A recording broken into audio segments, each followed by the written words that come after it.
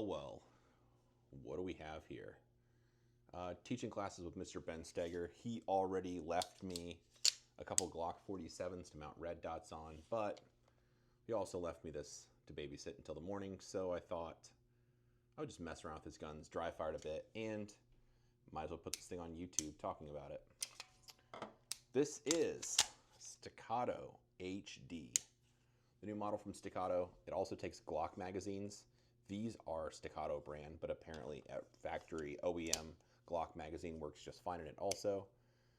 Like I said, I've been messing around with the gun for the last 5 minutes or so. We talked about it at dinner, and I decided to make a video talking through it. I think it's, I don't know, I'll shoot it tomorrow. It's kind of interesting. There's a couple things that are, well, different. The first thing Ben said, well, I listen to the words that are said carefully sometimes because there's keywords that are indicators. One thing Ben said is we need to video you taking it apart.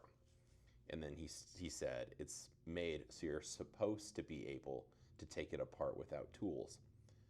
I caught in on the fact that he wanted to video it and that I was supposed to be able to, which made me think it's a trap, as Admiral Akbar would say, which indeed it was. So just messing around with the gun a little bit. We're just talking through the way it works. Is there's a traditional, I don't know if we're gonna get good angles or not, but you move this back just like you would a 1911 to pull out the slide stop from the left side of the frame. So there's a mark in the slide and in the frame, and when you get those two to line up, you should just be able to pull it out. However, it doesn't work that way. And I could tell when I was looking at this thing, I could see a little mark down here in the frame. I go, it's very suspicious, like someone's used a prying instrument right here.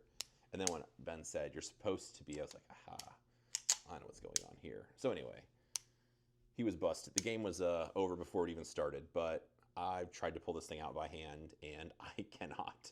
So apparently you need a tool to pull out the slide stop. I've got a pair of pliers in my range bag, but I don't think I really have a need to pull this thing apart anyway, and I don't want to scratch it up by using a pair of little needle nose pliers to pull the slide stop out, or whatever tool he's been using to pry. So he'll scratch up his own guns well enough without my help.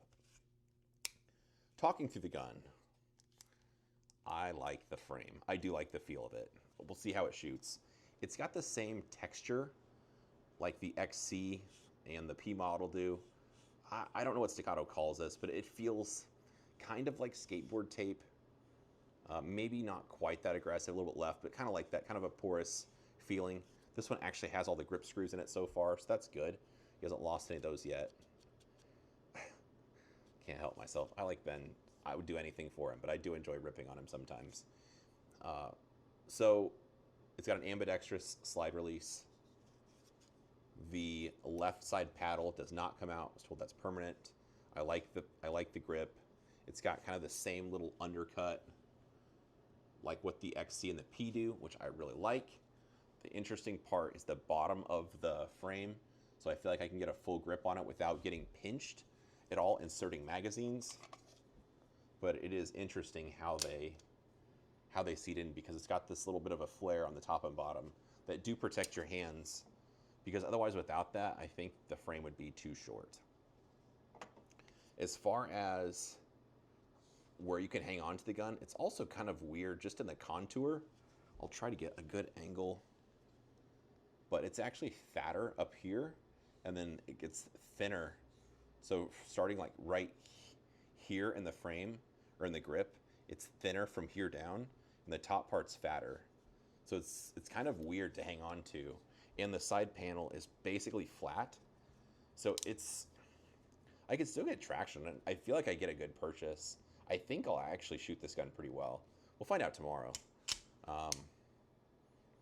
But it feels weird because of the profile being fatter at the top, and then right here the rest of the way down, the grip being thinner. I'm just not used to that in other guns I have. The thumb safety, I like the Staccato safeties. So if I grip this thing hard, I don't get the lefty pinch kind of thing that can happen sometimes, where safeties in here will kind of bite you. So no issues with that. I like the safeties. It doesn't have the little bump from the grip safety, so that's not here. Who knows if this thing is actually drop safe. What else? The iron sights are also kind of interesting. So the irons in front of the dot. I know this is like a tactical thing to do, but I'm guessing it's also back to save stuff getting on the lens itself. Because, and if you look, look, we made it. The iron sights are actually usable, and they do co-witness. So that part's kind of interesting also. I don't know how removable or adjustable these things are. The front sight's dovetailed in, and I don't know how you adjust the rear sight. I see little holes in the side of it, but I think that's just for holding it in place. It doesn't look screws to adjust windage and elevation. So, who knows? Kind of interesting. A rail, light rail, of course, because you have to mount a flashlight.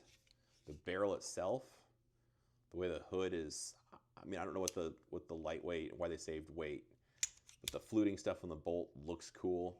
There's a fluting on the underside of the bull barrel.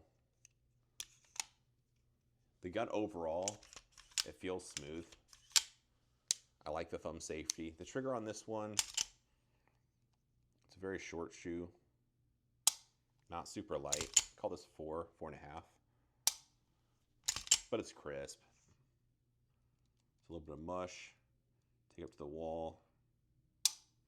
Maybe 4. So definitely shootable, which I will be doing. Other than that, this one has a Holosun 507 comp, one of our go-to sights. I like the Holosun sights. I think they're a great choice. That or the Vortex, either one's good to go. This one is in green. Just in dry firing this thing a bit, I find the green easier to stare at. When I was shooting production division for quite a while, very seriously, I always liked the green fiber optic front sight. I felt like it just stood out better and it was easier to see than the red fibers. And the same is kind of held true for dots. I think the green stands out really, really well and it's easy to see, but sometimes it's too easy to see because I feel like it's so blaring that it's easy to focus on it or stare at it, which is not a thing that you really want to do sometimes. Mag release, I don't assume this is going to be adjustable just like any other 1911, or I'm sorry, reversible. So it'll be trigger finger activation for people with the correct hand. Otherwise, right-handed people will just hit it with their thumb. But that's it. Looking forward to shooting this thing. Otherwise, I don't know. It seems pretty cool. Like I said, the frame being fatter at the top and thinner as it goes down is a little bit odd. But other than that, I mean, it feels like a Staccato. It's easy to get traction on it. I like the shape of the frame. And the trigger's fine. So I'm about to shoot this thing tomorrow. Full reel. But anyway, that's my first thoughts so far on this Staccato HD. That's pretty cool. I don't know. We'll find out if it's worth the money or the hype. I don't know. It's cool. And a lot of people don't have these, and I have one to mess with, so that makes it fun too. Anyway, let me know what you think of this guy in the comments or anything else. Like, share, subscribe if you want. If not, that's okay too. Either way, I appreciate you watching.